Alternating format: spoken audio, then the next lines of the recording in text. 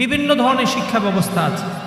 তো আমরা আমাদের কিছু সন্তানদেরকে আমরা কেউ মাদ্রাসায় পড়াই, আবার কেউ দেখা যায় আমাদের সন্তানদেরকে আমরা স্কুলে পড়াই, কলেজে পড়াই, ইউনিভার্সিটিতে পড়াই।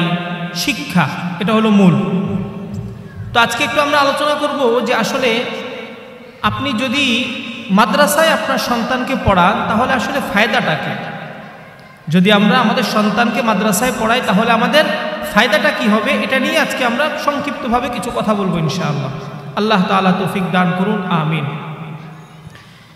দেখুন ভাই, আমাদের যে আমরা মানুষ যারা আছি, আমাদের মানুষের জিন্দিগিটা হলো দুইটা জিন্দিগি। কয়টা জিন্দিগি ভাই? আমাদের দুইটা জিন্দিগি। একটা জিন্দিগি হচ্ছে দুনিয়াবি জিন্দিগি, আরেকটা জিন্দিগি হচ্ছে আখিরাতের জিন্দিগি। দুনিয়াবি জিন্দিগিটা হচ্ছে আমাদের জন্য কাজের জিন্দিগি।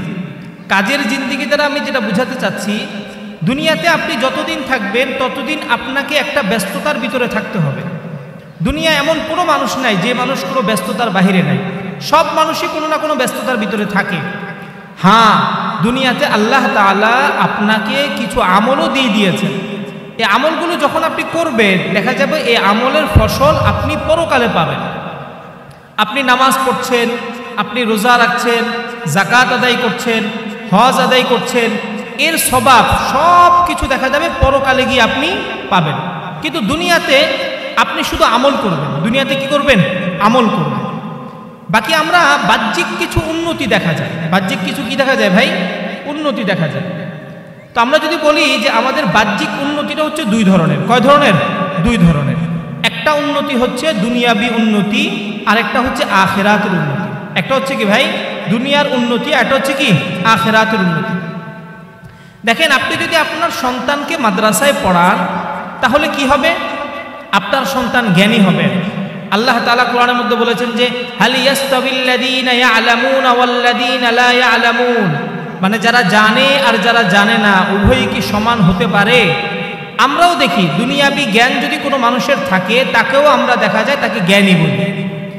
আর যদি কোনো একজন ব্যক্তির কাছে আল্লাহ তাআলার জ্ঞান থাকে তাহলে তাকে ইনসাফ শিখাবে। তাকে কি শিখাবে ভাই? ইনসাফ শিখাবে। কারণ আল্লাহ তাআলা বলেছে ইন্নামা ইয়াখশাল্লাহা মিন ইবাদিহিল উলামা, মানে উলামায়ে কেরাম যারা, এরাই আসলে আল্লাহকে বেশি ভয় পায়। উলামায়ে কেরাম মানে হলো যারা কোরআন ও হাদিসের সঠিক ব্যাখ্যা অনুযায়ী কোরআন হাদিস বুঝেছেন এবং সেই কোরআন হাদিস অনুযায়ী আমল করছেন। এখন আপনি যদি আপনার সন্তানকে দুনিয়ার মাদ্রাসায় পড়ান তাহলে আপনার ফায়দাটা কি? দেখুন ভাই, আপনার সন্তান যখন মাদ্রাসার মধ্যে পড়বে যে মিথ্যা কথা বলা যাবে না, তখন আপনার সন্তান কিন্তু মিথ্যা কথা বলবে না। যখন মাদ্রাসার মধ্যে আপনাকে বলবে, পড়াবে আপনার সন্তানকে যে চুরি করা যাবে না, আপনার সন্তান কিন্তু চুরি করবে না। আপনার সন্তানকে যখন পড়ানো হবে ডাকাতি করা যাবে না, আপনার সন্তান কিন্তু ডাকাতি করবে না। আপনার সন্তানকে যখন শেখানো হবে যে ভাই মানুষের সাথে সুন্দর আচরণ করতে হয়, কেন তুমি হচ্ছে ওয়ারিসে নবী, তুমি হচ্ছে নবীর ওয়ারিস, তো সুতরাং তুমি হচ্ছে সাদা কাপড়ের মতো, তোমার অনেক মানুষে অনেক ধরনের কাজ করবে, যে কাজ হালাল হলেও তুমি করা তোমার জন্য ঠিক হবে না।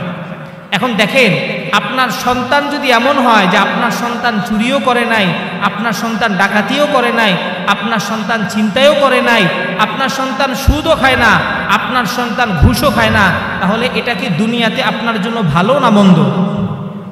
ভালো। দেখবেন যে সন্তানের বাবাকে, মানে যে সন্তান চুরি করে ডাকাতি করে, দেখবেন তার বাবা যদিও প্রকাশ না করে কিন্তু তারপরও তিনি বিতর্কতভাবে একটু লজ্জিত হয়। কি হয়? লজ্জিত হয়। শুরুতে যে বললাম মাদ্রাসায় পড়ালে আপনার সন্তান যে শুধু দুনিয়াতে ফায়দা পাবে এমন না, আখিরাতের ফায়দাও পাবে। দুনিয়াতে আপনার সম্মান বৃদ্ধি হবে, আপনাকে বলা হবে যে আপনি অমুকের সন্তান, অমুকের সন্তানের বাবা।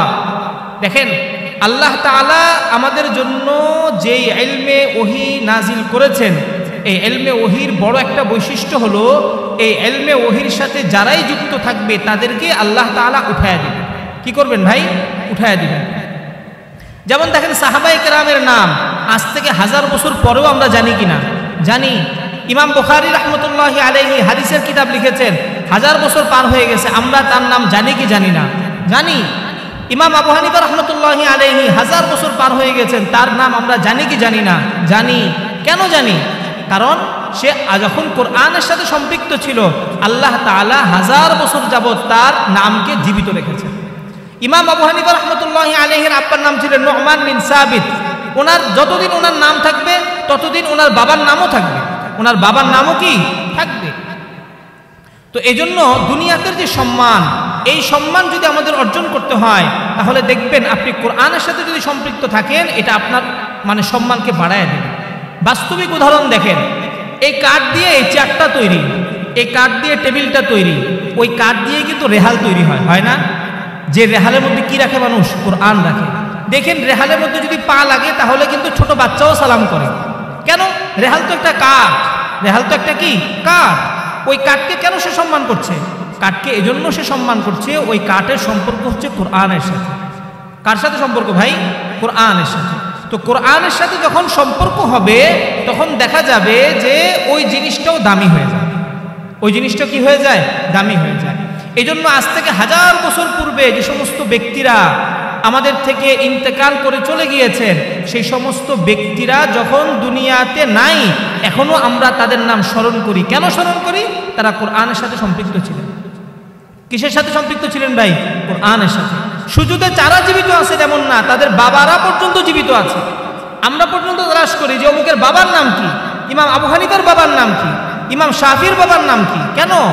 কারণ আল্লাহ তাআলা ইমাম আবু হানিফাকে এত উপরে উঠাইছেন যে তার বাবার জীবনী মানুষ তালাশ করে যে ওনার বাবাটা কে ছিলেন। এটা হচ্ছে দুনিয়ার সম্মান। যে ভাই দুনিয়াতে সম্মান মানুষ কে না চায়? দুনিয়ার সম্মান প্রত্যেক মানুষই দুনিয়াতে সম্মান চায়। দুনিয়া এমন কোনো মানুষ নাই যে মানুষটা দুনিয়াতে সম্মান চায় না। দুনিয়ায় সব মানুষ সম্মান চায়। তো দেখেন কোরআনের যে শিক্ষা, এই শিক্ষা আপনাকে বাস্তবিকভাবেই আপনাকে শিখাবে। আরেকটা জিনিস হচ্ছে যে ভাই আমরা যখন বৃদ্ধ হয়ে যাবেন তখন আপনার সন্তানকে যদি আপনি কোরআনের সঠিক শিক্ষা না দেন তাহলে আপনার সন্তান আপনার সাথে ইনসাফ করবে না। কি করবে না? ইনসাফ করবে না। আপনার সন্তান পড়বে ফালা তাকুল্লাহুমা উফ ওয়ালা তানহারহুমা ওয়াকুল্লাহুমা কাওলান কারীমা। যে বাবা মাকে ভাই উফ বলো না। কি বলো না? উফ তো ভাই সাধারণ শব্দ। উফ তো কি সাধারণ শব্দ। আমরা দেখা যায় স্বাভাবিক কষ্ট হলেও আমরা উফ বলি। কোরআনে ওইটাকেই পর্যন্ত নিষেধ করা হয়েছে যে এটাও তুমি কি করো না, বলো না। তো আপনার সন্তান যখন মাদ্রাসায় শিখবে, মাদ্রাসায় শিখে যখন আপনার সন্তান এই জিনিসটা জানবে, আপনার ওই সন্তান কিন্তু বৃদ্ধ বয়সে আপনাকে বৃদ্ধাশ্রমে রাখবে না। কোথায় রাখবে না? বৃদ্ধাশ্রমে রাখবে না। আপনার সন্তান আপনাকে মানে এমনভাবে দেখবে যে যুবক বয়সে আপনার প্রতি আপনার সন্তানরা যতটুকু খেয়াল রাখতো তার চেয়ে বেশি খেয়াল রাখবে আপনি যখন ইন্তেকাল করবেন তখন। কেন? কারণ আমার বাবা এখন বৃদ্ধ বয়স হয়ে গিয়েছে, আমার মা এখন বৃদ্ধা হয়ে গিয়েছে। কোরআনের মধ্যে আমাকে বলা হয়েছে বাবা মা যখন বয়স্ক হয়ে যাবে তখন তার প্রতি তোমরা বেশি খেয়াল রাখবে। আপনার সন্তান আপনাকে ছাড়বে না, আপনার সন্তান আপনাকে বৃদ্ধাশ্রমে দিয়ে আসবে না। কারণ তার মধ্যে একটা ভয় আছে যে আমার বাবা আজকে বৃদ্ধ হয়েছে, কিছুদিন পর আমি নিজেও বৃদ্ধ হব। আমার বাবা আজকে কবরে যাবে, কিছুদিন পর আমি নিজেও কবরে যাব। তো আমার বাবা কবরে যাবে, আমি যখন কবরে যাব তখন তো আল্লাহ আমাকে প্রশ্ন করবেন যে ভাই, বা আমাকে প্রশ্ন করবেন যে তুমি তোমার বাবার সাথে কেমন আচরণ করেছো। যদি আমি আমার বাবার সাথে ভুল আচরণ করি তাহলে তো আমাকে সাজা পেতে হবে। দেখেন কখনো কোনো মানুষ যদি না জানে তো দেখা যায় সেই জিনিসের কারণে আমরা তাকে দোষারোপ করি না, ভাই সে বিষয়টা জানে না সেজন্য সে কাজটা করেছে। কিন্তু কোনো ব্যক্তি যদি জেনে কাজটা করে এটাকে আমরা মারাত্মক অপরাধ মনে করি। তুমি তো জানতে, তুমি এটা কেন করলে, তুমি এটা কেন করলে। তো সেজন্য আপনার সন্তান যখন জানবে যে বাবা মার সাথে খারাপ আচরণ করা যাবে না, তখন আপনার এই সন্তান আপনার সাথে খারাপ আচরণ কখনো করবে না। যদি করেও তারপরও তার মনে ভয় থাকবে আল্লাহ তো আমাকে পরকালে পাকড়াও করবে। কি করবেন? পাকড়াও করবেন। এই জন্য দুনিয়াবি কিছু ফায়দা হলো এই ফায়দা। এবং বর্তমানে আপনি যদি দেখেন মাদ্রাসায় শিক্ষার মাধ্যমে আপনার পরকালটা নিরাপদ হবে। দেখেন দুনিয়ার দিকে যদি আমরা তাকাই, দুনিয়াতে যে জিনিসটা খুব দামি হয় দেখবেন সেটাই নকল তৈরি হয়। সেটারই কি হয় ভাই? নকল তৈরি হয়। খুব ভালো একটা কাপড় এসেছে, কিছুদিন পর দেখবেন কাপড়টা নকল হয়ে যায়। কোনো একটা পণ্য এসেছে, সেই পণ্য কি হয়ে যায়? নকল হয়ে যায়। তো ইসলাম হচ্ছে এমন একটা ধর্ম যেই ধর্ম মানুষকে বাস্তবিকভাবে সব কিছু শেখায়, মানুষকে সুশৃঙ্খল করে। মানুষকে কি করে ভাই? সুশৃঙ্খল করে। তো এই জন্য যে ইসলাম যেটা, এই ইসলামকেও অনেকে নকলভাবে পেশ করে, অনেকে নকলভাবে কি করে? পেশ করে। আমরা দেখি ইসলামের নামে বহু ফেরকা তৈরি হয়, কাদিয়ানি ফেরকা তৈরি হয়েছে, হিজবুত তাওহীদ ফেরকা তৈরি হয়েছে, শিয়া ফেরকা তৈরি হয়েছে, মুতাজিলা ফেরকা তৈরি হয়েছে, অনুরূপভাবে বর্তমান আহলে হাদিস সালাফি এই ফেরকাও তৈরি হয়েছে। এখন আপনি তো ভাই সাধারণ মানুষ, আপনি কিভাবে বুঝবেন যে কোন ফেরকার কোরআন, কোন ফেরকার বক্তব্য কোরআন হাদিস অনুযায়ী? এটা তো আমার আপনার পক্ষে বোঝা সম্ভব না, এটা আমার আপনার পক্ষে বোঝা কিনা সম্ভব না। এখন আমরা কিভাবে বুঝবো এটা? আমাদের এটা বোঝার পদ্ধতি হচ্ছে যখন আমরা আমাদের সন্তানকে কোরআন ও হাদিসের সঠিক জ্ঞান দেব, তখনই দেখা যাবে যে আমাদের সন্তানরা ওই সমস্ত বিষয়গুলো থেকে দূরে থাকবে। কি থাকবে ভাই? দূরে থাকবে। এতে ফায়দা কি হবে? এতে ফায়দা হবে এটা, আপনার পরকাল নিরাপদ হবে, আপনার সন্তানের পরকাল কি হবে? নিরাপদ হবে। তো এই জন্য যখন কোনো একজন সন্তান জন্ম নেয় তখন বাবা মার উপর কিছু দায়িত্ব থাকে। বাবা মার উপর কিছু কি থাকে ভাই? দায়িত্ব থাকে। এর মধ্যে থেকে একটা দায়িত্ব হচ্ছে সন্তানের সুন্দর একটা নাম রাখা। সন্তানের সুন্দর একটা কি রাখা? নাম রাখা। দেখেন, নামের উপর আমাদের কারো কোনো হাত নাই। আপনার নাম যখন রাখা হয়েছে তখন কিন্তু আপনি জানতেন না আপনার নাম কি। অনেক সময় দেখা যায় অনেক ছেলে পরবর্তীতে যখন বড় হয় তখন সে তার নাম নিয়ে আফসোস করে যে আমার নাম রাখা হয়েছে হিন্দুদের নাম, আমার নাম রাখা হয়েছে খ্রিস্টানের নাম, আমার নাম রাখা হয়েছে অমুসলিমদের নাম, আমার নাম এমন নাম রাখা হয়েছে যেই নামটা আসলে সহি না, অথবা আমার নাম এমন নাম রাখা হয়েছে যেই নামটা একটা ত্রুটি বুঝায়। কি বুঝায়? ত্রুটি বুঝায়। এই জন্য সন্তান যখন জন্মগ্রহণ করে তখন বাবা মার প্রথম দায়িত্ব হচ্ছে সন্তানের জন্য কি করা? একটা সুন্দর নাম রাখা। তো সুন্দর নাম রাখার ক্ষেত্রে কি নাম রাখবেন? সুন্দর নাম রাখার ক্ষেত্রে আপনি নাম রাখতে পারেন আল্লাহর সাথে সম্পৃক্ত করে, আব্দুল্লাহ, আব্দুর রহমান, আব্দুর রহমান, আল্লাহর সাথে সম্পৃক্ত করে কোনো কোনো নাম রাখেন। অথবা আপনি সাহাবীদের নাম রাখেন। কার নাম রাখেন? সাহাবীদের নাম রাখেন। অথবা আপনি বিভিন্ন বড় বড় ইমামদের নাম রাখেন। দেখেন ভাই, আমরা আমাদের আমল দিয়ে আমরা পরকালে নাজাত পাবো এটা কেউ বলতে পারবে না। এটা কেউ কি করতে পারবে না ভাই? বলতে পারবে না। আমাদের কেউ এই কথা বলতে পারবো না যে আমরা পরকালে আমলের মাধ্যমে কি পাবো? নাজাত পাবো। বাকি হ্যাঁ, আমাদেরকে উসিলা গ্রহণ করতে হবে। কি গ্রহণ করতে হবে? উসিলা গ্রহণ করতে হবে। যেমন দেখেন, আপনি যদি আপনার সন্তানের নাম কোনো সাহাবীর নামের সাথে নাম মিলিয়ে রাখেন, আপনার ফায়দাটা কি হবে? হাসরের দিন যখন আপনাকে ডাকা হবে অমুক নামে, অমুকের পুত্র অমুক, কি ডাকা হবে ভাই? অমুকের পুত্র অমুক। হয়তোবা এমন হতে পারে আল্লাহ তাআলার মনের মাঝে বা আল্লাহ তাআলার মাঝে দয়া সৃষ্টি হবে। আল্লাহ তাআলা বলবেন যে অমুকে তো তার নাম রেখেছে আমার সাহাবীর নামে, যা আমি তারে মাফ করে দিলাম। আমি তারে কি করে দিলাম? মাফ করে দিলাম। সে তো আমার নামের সাথে সম্পৃক্ত করে নাম রেখেছে, যা এই জন্য আমি তাকে কি করে দিলাম? মাফ করে দিলাম। তো এই জন্য আমাদের প্রথম দায়িত্ব হচ্ছে আমাদের সন্তানের জন্য কি করা? একটা সুন্দর নাম রাখা, ইসলামিক নাম রাখা। দ্বিতীয় দায়িত্ব হচ্ছে আপনার সন্তানকে সুশিক্ষায় শিক্ষিত করা। শিক্ষায় শিক্ষিত না ভাই, সুশিক্ষায়। কি শিক্ষায়? সুশিক্ষায়। যে শিক্ষা আপনাকে দুনিয়াতেও আপনার জন্য কল্যাণকর হবে, আখিরাতেও আপনার জন্য কল্যাণকর হবে। দেখেন না, বিভিন্ন প্রতিষ্ঠানের স্কুলের বিভিন্ন জায়গার, আমি সব স্কুলের কথা বলছি না, বিভিন্ন ছেলেরা দেখবেন যে তারা কিন্তু পড়াশোনা করেই বড় বড় পদে বসেছে। বড় বড় বসে তারা দুর্নীতি করে কি করে না? তারা দুর্নীতি করে। তারা তো পড়াশোনা করে এসেছে, তারা কেন করে দুর্নীতি? কারণ তাদের মধ্যে আল্লাহর ভয়টা তৈরি হয়নি। তাদের বাবা মা তাদেরকে শিক্ষা দিয়েছে কিন্তু সুশিক্ষা দেয়নি। কি দেয়নি? সুশিক্ষা দেয়নি। সুশিক্ষা না দেওয়ার কারণে দেখা গিয়েছে যে তাদের সন্তানরা এখনো দুর্নীতি করে, বিভিন্ন কাজে তারা কি হয়? লিপ্ত হয়। এই হচ্ছে, আমি যদি সংক্ষেপে বলি যে আপনার দুনিয়াবি কিছু ফায়দা। দুনিয়াবি কিছু কি ফায়দা? আখিরাতের ফায়দাটা কি? এখন প্রশ্ন, আখিরাতের কি ফায়দাটা কি? দেখেন ভাই, আমাদের দুনিয়াতে এমন কোনো মানুষ নাই যে সে দাবি করতে পারবে সে চিরকাল বেঁচে থাকবে। এটা কেউ বলতে পারবে না। আছে এরকম কেউ? কেউ নাই। আপনি তাকায় দেখেন, আপনার বাবা দাদা একসময় ছিল, আজকে তারা নাই। আজকে তারা কি নাই। আপনি আজকে আছেন, আপনি কালকে না থাকতে পারেন। আপনি কালকে কি না থাকতে পারেন। কুল্লু নাফসিন যায়িকাতুল মাউত, কুল্লু নাফসিন যায়িকাতুল মাউত, কুল্লু নাফসিন যায়িকাতুল মাউত। প্রত্যেক মানুষকে মৃত্যুর স্বাদ আস্বাদন করতে হবে। এটা আপনার জন্য অবধারিত। আপনি যত জায়গায় ছুটেন, যত দিকেই যান, আপনি এটা থেকে বাঁচতে পারবেন না। আপনি যদি কোটিপতি হন তাও আপনি এটা থেকে বাঁচতে পারবেন না। আপনি যদি ফকিরও যদি হন, আপনি এটা থেকে কি করতে পারবেন না? বাঁচতে পারবেন না। আপনাকে পরকালে যেতেই হবে।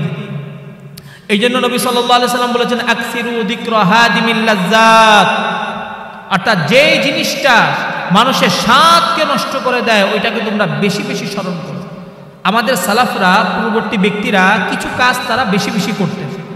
এর মধ্যে একটা কাজ ছিল, তারা কবরস্থান জিয়ারতে যেতেন। কোথায় জিয়ারতে যেতেন? কবরস্থানে তারা জিয়ারতে যেতেন। কেন কবরস্থানে জিয়ারতে যেতেন? তারা এই জন্য কবরস্থানে জিয়ারতে যেতেন যে তারা সেখানে দাঁড়িয়ে বলতেন যে ভাই, আজকে আমি এখানে আছি, আমার সর্বশেষ ঠিকানা হচ্ছে এটা। সর্বশেষ ঠিকানা হচ্ছে কি? এটা। বিভিন্ন ইমামদের থেকে পর্যন্ত পাওয়া যায়, তারা তাদের কবরটাকে নির্ধারিত রেখেছেন। কি রেখেছেন? যে ভাই, আমি মারা যাওয়ার পর আমাকে এখানে কি করো? দাফন দিও। আমাকে কি করো? দাফন দিও। এবং তিনি সেই মাটির উপর বসে বসে কোরআন তেলাওয়াত করতেন। কি তেলাওয়াত করতেন? কোরআন। কেন? আমি যখন দুনিয়াতে যাব, এটা হচ্ছে আমার পরকালের জিন্দেগির প্রথম মারহালা। এটা আমার জিন্দেগির কি? প্রথম ধাপ। এই ধাপে যদি আমি উন্নীত হতে পারি, বাকি ধাপগুলো আমার জন্য সহজ হয়ে যাবে। এজন্য তারা সেখানে বসে বসে কি করতেন? তেলাওয়াত করতেন। এমন অনেক ব্যক্তি ছিলেন যে তারা তাদের কবর খুঁজেছে, কবরের ভিতরে কি করছে, মানে আপনার তার অর্থ অনুযায়ী মানে রূপা স্বর্ণ দিয়ে ভরে দিয়েছে। ভরে দেওয়ার পর সেগুলো আল্লাহর রাস্তায় দান করে দিয়েছে। কি করে দিয়েছে? দান করে দিয়েছে। কেন? আমি যখন মারা যাব, তখন যেন আমার দান, আমার তিলাওয়াত, আমার আমল, এগুলো যেন আমার সাথে আসে। এগুলো যেন আমার কি? সাথে আসে। তো এই জন্য ভাই, দুনিয়া থেকে আমাদের যেতেই হবে। দুনিয়া থেকে আমাদের কি করতে হবে? যেতেই হবে। এখান থেকে বাঁচার উপায় আমাদের কারো নাই। তো হাদিসের মধ্যে নবীজি সাল্লাল্লাহু আলাইহি ওয়াসাল্লাম স্পষ্ট আকারে বলেছেন যে ভাই, আমরা যেহেতু দুনিয়া থেকে চলেই যাব, তো আমরা যেহেতু জীবিত আছি, আমরা যেহেতু কিছুকাল সময় পেয়েছি, এই সময়ের মধ্যে এমন কোনো জিনিস আছে কিনা যেগুলো যদি আমরা করে যাই, যার ফলটা আমি মরার পরেও পাবো। ওই যে শুরুতে একটা কথা বলেছি, দুনিয়া হচ্ছে আপনার আমলের জায়গা। এখানে আপনাকে আমল করতে হবে। মরার পর আপনি সেখানে সালাত আপনাকে পড়তে বলা হবে না, রোজা রাখতে বলা হবে না, যাকাত আদায় করতে বলা হবে না, হজ করতেও বলা হবে না। সেখানে আপনার কোনো আমল নাই। সেখানে আপনার কাজ হচ্ছে কি? আপনি জিন্দেগির মধ্যে যে সময়টা ছিলেন, সেই সময়ের ফলাফল ভোগ করা। কি করা? ফলাফল ভোগ করা। এই জন্য নবী সাল্লাল্লাহু আলাইহি ওয়াসাল্লাম হাদিসের মধ্যে বলেছেন যে ইদা মাতা ইবনু আদম ইনকাতা আনহু আমালুহু ইল্লা মিন সালাসিন। বনি আদম যখন মারা যায়, তখন তার সব আমল বন্ধ হয়ে যায়, তিনটা আমল ছাড়া। কয়টা আমল ছাড়া ভাই? তিনটা আমল। এক আমল হলো সাদকাতিন জারিয়া। সাদকাতিন জারিয়া মানে হলো এমন কোন জায়গায় সদকা করেছে যে সদকাটা সদকায়ে জারিয়া হিসাবে আছে। কি হিসাবে আছে? জারিয়া। আপনি একটা মসজিদ বানিয়ে দিয়ে গেছেন। কি বানিয়ে দিয়ে গেছেন? মসজিদ। আপনি দুনিয়া থেকে চলে গিয়েছেন, যত মানুষ এই মসজিদে নামাজ পড়বে, প্রত্যেক ব্যক্তির প্রত্যেক রাকাতের সওয়াব আপনার কবরে অটো পৌঁছে যাবে। কি পৌঁছে যাবে? এটা তো আমাদের জন্য বোঝা এখন অনেক সহজ। আমরা দেখি না, ব্যাংকের মধ্যে অটো আমাদের ব্যালেন্স যোগ হয়ে যায়। ঠিক তেমনি আপনি মরে গেছেন, আপনি মাদ্রাসা করে দিয়ে গেছেন, আপনার দেখা যাবে কি ওই যে ছেলেটা, ওই ছেলেটার মাধ্যমে যত তেলাওয়াত করবে, যত সওয়াব হবে, সব আপনার কবরে আল্লাহ তাআলা কি করবেন? পৌঁছায় দিবেন। আপনি চিন্তা করেন, একটা মসজিদ বানিয়ে দিয়ে গেছেন, আপনি ছোট্ট একটা জায়গা মধ্যে মসজিদ বানিয়ে দিয়ে গেছেন। এই মসজিদের মধ্যে 100 মানুষ নামাজ পড়ে, কত মানুষ? ধরে না, ছোট্ট মসজিদ, 100 মানুষ নামাজ পড়ে, 5 ওয়াক্ত নামাজ পড়ে। শুধু কি সে 1 ওয়াক্ত না, 1 রাকাত পড়ে, 4 রাকাত পড়ে। কয় রাকাত পড়ে? 4 রাকাত পড়ে। এরপর সে সুন্নত পড়ে, এরপর সে নফল পড়ে। দিনে 5 বার যদি পড়ে, তাহলে আপনি চিন্তা করেন দৈনিক আপনি কতটা সওয়াব আপনি পাচ্ছেন। কি কারণে? একটা কারণ, শুধু কি? আপনি দুনিয়াতে একটা মসজিদ বানিয়ে দিয়ে গেছেন। এই জন্য নবী সাল্লাল্লাহু আলাইহি ওয়াসাল্লাম সাদকাতিন জারিয়া কি বলেছেন? সাদকাতিন জারিয়া। এই জন্য আমরা যেখানে আমল করার চেষ্টা করি, সদকায়ে জারিয়া করার চেষ্টা করি। সদকায়ে জারিয়া। মসজিদে কোনো একটা ফ্যান লাগবে, ফ্যানটা আপনি লাগায় দেন। এই ফ্যানে দিয়ে যত মানুষ বাতাস খাবে, তত সওয়াব আপনি কি করবেন? পাবেন। আপনাদের বাবা মা মারা গিয়েছে, বাবা মা যাদের মারা গিয়েছে, তাদের উপর বড় বড় হক আছে। ভাই, আপনার বাবা আপনাকে শিক্ষা দিয়েছে, আপনার বাবা আপনাকে তালিম শিখিয়েছে, আপনার বাবা আপনাকে সুশিক্ষিত করেছে। আপনি আপনার বাবার জন্য কোন একটা মসজিদে একটা ফ্যান দিয়ে দেন। এটা কি করেন? ফ্যান দিয়ে দেন। নিয়ত করেন যে আল্লাহ, এটার যে সওয়াব হবে আমার বাবার কবরে পৌঁছায় দিয়ে। বাবার কবরে কি করেন? পৌঁছায় দিয়ে। মসজিদে একটা জায়গাতে আপনি টাইলস করে দেন। কি করে দেন? টাইলস করে দেন। যে আল্লাহ, এটা মানুষ, যত মানুষ নামাজ পড়বে, সব আমার বাবার কবরে কি করেন? পৌঁছায় দেন। দেখেন, যখন আল্লাহ তাআলা তো বখিল না, কৃপণ না, যখন আল্লাহ তাআলা আপনার বাবাকে দিবে, তখন কি তিনি আপনাকে দিবে না? অবশ্যই দিবে। আল্লাহ তাআলার কি কোনো কম আছে যে আল্লাহ তাআলা তার বাবাকে দিলে আপনাকে দিয়ে তার কমে যাবে? নাই তো, তার তো কোনো কমতি নাই। যখন আপনি আপনার বাবার জন্য দিবেন, তখন আল্লাহ তাআলা কি করবে? আপনার জন্য এমন কি করে দিবে? সাব্যস্ত করে দিবে। তো এই জন্য আমরা সদকায়ে জারিয়া যেগুলো আছে, সেগুলো বেশি বেশি করার চেষ্টা করি। আপনার আশপাশে যদি কোনো মানে এতিম ছেলে থাকে, সেই এতিম ছেলের ভরণ পোষণের চেষ্টা করেন। ওই এতিম ছেলেটাকে আপনি কোরআন শিক্ষা দেন, অথবা আপনি নিজে যদি কোরআন পারেন আপনার ছোট বাচ্চাটাকে আপনি কোরআন শিখান। কি শিখান? কোরআন শিখান। ফায়দা কি হবে? আপনি যখন আপনার সন্তানকে শিখাবেন আলিফ বা তা সা, এই সন্তান যখন বড় হবে, ঠিক এই সন্তানটা যখন কোরআন তেলাওয়াত করবে, এই সওয়াবটা আল্লাহ তাআলা আপনার কবরে অটো পৌঁছায় দেবে। অটো কি করবেন ভাই? পৌঁছায় দেবে। এই জন্য প্রথম হলো সদকায়ে জারিয়া। প্রথম হচ্ছে কি? সদকায়ে জারিয়া। এই জন্য আমরা খোঁজ করব, আমরা নিজেরা তালাশ করব, মানুষ আমাদেরকে বলুক বা না বলুক, আমরা নিজেরা কি করব? তালাশ করব। দেখেন ভাই, দুনিয়াতে আপনি আপনার ছেলে সন্তানের জন্য বহুত কিছু রেখে যান, এবং রেখে যাওয়াটা উচিত। রেখে যাওয়াটা কি? উচিত। ছেলেদেরকে, বাচ্চাদেরকে এমনভাবে রাখা উচিত না যে পরকালে তারা অন্যের কাছে হাত পাতবে। এটা ইসলাম বলে না। এটা ইসলাম কি বলে না। আপনি আপনার সন্তানের জন্য রেখে যাবেন, বাকি আবার আপনি আপনার পরকালের চিন্তাটাও কি করবেন। আপনি আপনার জন্য সদকায়ে জারিয়া কিছু জিনিস করে দিয়ে যান, কিছু মানুষকে আপনি আলেম বানায় দিয়ে যান, কিছু ছেলেকে আপনি হাফেজ বানায় দিয়ে যান। এই ছেলেটা যত হাফেজ হবে, এই ছেলেটা যত মেহনত করবে, এই ছেলেটা যত মানুষকে পড়াবে, সব কিছুর সওয়াব আপনি কি পাবেন। এই হলো এক নম্বর। এক নম্বর হচ্ছে কি ভাই? সদকাতিন জারিয়া, মানে হলো সদকায়ে জারিয়া। এই জন্য আমরা সবাই সতর্ক থাকি। সদকায়ে জারিয়ার যে মাধ্যম পাবো, আমি বলছি না আপনার নির্দিষ্ট কোনো জায়গায় দেন, যেখানে আপনি পান সেখানেই আপনি সে জায়গায় দান করেন। সে জায়গায় কি করেন? দান করেন। এটা আপনার পরকালে ফায়দা দিবে। পরকালে কি দিবে? ফায়দা দিবে। 1 টাকা দিয়ে পারেন, 1 টাকা দিয়ে সাহায্য করেন, পরকালে আপনাকে ফায়দা দিবে। 2 নম্বর হলো ইলমিন ইউনতাফাউ বিহি, এমন ইলম যে ইলমের মাধ্যমে উপকৃত হওয়া যায়। আপনাকে যদি আল্লাহ তাআলা জ্ঞান দান করে, তাহলে আপনি সেই জ্ঞানের মাধ্যমে একটা বই লেখেন। একটা কি করেন? বই লেখেন। তো এই বইটা মানুষ যখন পড়বে, এর সওয়াব আপনি পাবেন। উদাহরণস্বরূপ দেখেন, বুখারী শরীফ এখন আমাদের মসজিদে আছে কি নাই? অনেক মসজিদে আছে, ঠিক না? কোরআনের বিভিন্ন নুসখা সব মসজিদের মধ্যে আছে। হাদিসের রিয়াদুস সালিহিন বহু মসজিদের মধ্যে আছে। ফাজাইলে আমল বহু মসজিদের মধ্যে আছে কি নাই? এই যে একটা কাজ ইলিয়াস সাহেব রাহমাতুল্লাহ আলাইহি করে দিয়ে গেছেন, এটার সওয়াব কিন্তু উনি কিয়ামত কি মানে যতদিন পর্যন্ত এটা থাকবে ততদিন পর্যন্ত তিনি পাবেন। বুঝতে পেরেছেন কিনা বিষয়টা? এটাকে বলা হয় কি? ইলমুন ইউনতাফাউ বিহি, মানে এমন ইলম যে ইলমের মাধ্যমে সে কি হবে? উপকৃত হবে। এখানে আরেকটা জিনিস, যেমন আল্লাহ তাআলা আপনাকে ভালো কাজের সওয়াব দিবেন, ঠিক তেমনি ভাই মন্দ কাজের গুনাহ কিন্তু অব্যাহতভাবে থাকবে। অব্যাহতভাবে কি থাকবে? আপনি দুনিয়াতে একটা গুনাহ করেছেন, আপনি ধরেন মাসালান কেউ একটা গুনাহ করেছে, এই গুনাহটা শুধু তার সাথে অতটুকুর মধ্যে সম্পৃক্ত। আল্লাহ তাআলা চাইলে মাফ করে দিতে পারে, আল্লাহ তাআলা চাইলে তাকে ক্ষমাও করে দিতে পারে। কিন্তু কোন একজন ব্যক্তি এমন একটা গুনাহ করেছে যে গুনাহটা ধারাবাহিকভাবে চলছে, এই গুনার ভাগ কিন্তু সে নিজেও পাবে। সিনেমা হল করে দিয়ে গেছে কোনো ব্যক্তি, এর সওয়াব কি সে সওয়াব পাবে না তার গুনাহ হবে? এটা কি এমন যে সে চলে গেছে আর গুনাহ হবে না? এমন না।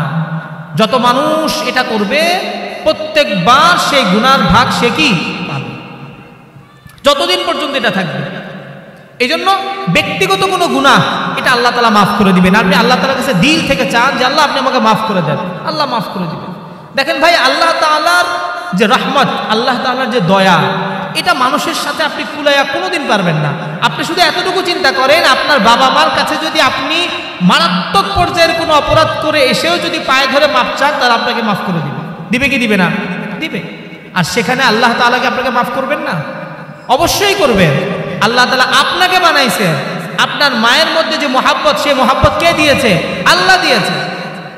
বাকি শর্ত হলো একটা, শিরিক করে মারা যাওয়া যাবে না। কি যাওয়া যাবে না? লা ইয়াগফিরুল্লাহু আন ইউশরাকা বিহি ওয়া ইয়াগফিরু মা দুনা যালিকা লিমান ইয়াশা। শিরিক করে যদি কোনো ব্যক্তি মারা যায়, ওইকে আল্লাহ তাআলা কি করবেন না? ক্ষমা করবেন না। সে চিরস্থায়ী জাহান্নামে। সে কি? চিরস্থায়ী জাহান্নামে। এছাড়া দুনিয়ার আর যত গুনাহ আছে, আপনি ভুলবশত করে ফেলেছেন, শয়তানের ধোকায় পড়ে করে ফেলেছেন, একটু নরম হয়ে আল্লাহর কাছে বলেন যে আল্লাহ আপনি আমাকে মাফ করে দেন, আপনি আমাকে কি করে দেন? মাফ করে দেন। তওবা করেন, দেখবেন আল্লাহ তাআলা মাফ করে দিবেন। আল্লাহ তাআলা কি করে দিবেন? মাফ করে দিবেন। তো এই জন্য ইলমুন ইউনতাফাউ বিহি। 3 নাম্বার হলো ওয়ালাদিন সালিহ ইয়াদউ লাহু, যেটা আমাদের আজকের আলোচনার বিষয়বস্তু। ওয়ালাদুন সালিহ ইয়াদউ লাহু, এমন সৎ সন্তান, যেই সৎ সন্তান তার জন্য দোয়া করবে। কি করবে ভাই? সৎ সন্তান তার জন্য কি করবে? দোয়া করবে। তো এই জায়গাটা আমাদের জন্য খুব গুরুত্বপূর্ণ যে আপনি এমন একটা সন্তান রেখে গিয়েছেন যেই সন্তান কার জন্য দোয়া করছে, আপনার জন্য দোয়া করছে। এটা আপনার জন্য কি অনেক উপকার, এটা আপনার জন্য অনেক ফায়দাজনক, এটা আপনার জন্য কি অনেক ফায়দাজনক। তা আমরা এই তিনটা জিনিস করার চেষ্টা করবো তো সবাই। প্রথম কি করেছি ভাই? সাদকাতুন জারিয়া। প্রথম কি? সাদকাতুন জারিয়া। যেখানেই পান ভাই, যেইটাই পান, একটা ছাত্রকে আলেম বানায় দেন, হাফেজ বানায় দেন, এই ছাত্র যতজনকে শিখাবে সব সওয়াব আপনি পাবেন। 1 নাম্বার। 2 নাম্বার হচ্ছে কি? ইলমুন ইউনতাফাউ বিহি। 3 নাম্বার হচ্ছে কি? ওয়ালাদিন সালিহ ইয়াদউ লাহু। সর্বশেষ আপনাদেরকে সহজ কয়েকটা আমলের কথা বলি। কি বলি ভাই? আমরা মুসলিম হিসাবে সহজ কিছু আমলের কথা আমরা বলি, যে আমলগুলো যদি আমরা করি, আশা করি ইনশাআল্লাহ পরকালে আমাদের আল্লাহ তাআলা চাইলে আমাদেরকে মাফ করে দিবেন। কয়টা আমল? 5টা আমল কথা বলবো। কয়টা আমল ভাই? 5টা আমল। 1 নাম্বার আমল হলো 5 ওয়াক্ত নামাজের পরে 3 তাসবিহ পড়বেন। কয় তাসবিহ পড়বেন? আপনি যদি সুবহানাল্লাহ সুবহানাল্লাহ সুবহান এভাবে পড়েন, দেখবেন আপনার 1.5 মিনিটও লাগবে না। কয় মিনিট লাগবে না? 1.5 মিনিটও লাগবে না। 1.5 মিনিটের মধ্যে আপনার শেষ। আপনার কি শেষ? সওয়াবটা কি? সওয়াবটা হচ্ছে কোনো ব্যক্তির গুনাহ যদি সমুদ্রের ফেনা পরিমাণ হয়, তাও আল্লাহ মাফ করে দিবেন। তাও আল্লাহ কি করে দিবেন? মাফ করে দিবেন। মনে থাকবে তো? প্রথম আমল হচ্ছে কি ভাই? 3 তাসবিহ। কি? 3 তাসবিহ। 2 নাম্বার হচ্ছে মিসওয়াক করা। কি করা ভাই? মিসওয়াক করা। নবীজি সাল্লাল্লাহু আলাইহি সাল্লাম বলেছে, আস-সিওয়াকু মাতহারাতুন লিল ফামি মারদাতুন লির-রাব্বি।